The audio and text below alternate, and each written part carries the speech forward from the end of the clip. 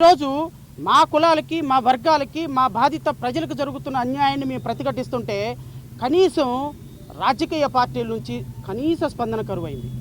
కనీస స్పందన.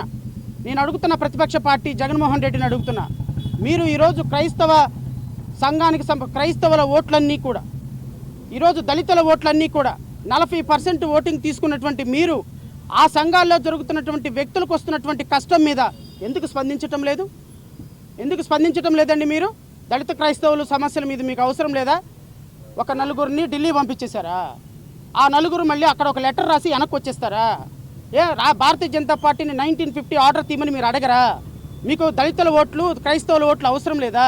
దళిత క్రైస్తవుల మీద జరుగుతున్నటువంటి సమస్యల మీద పట్టించుకోరా? రావణ మీద జరుగుతుంటే సమస్యల మీద పట్టించుకోరా?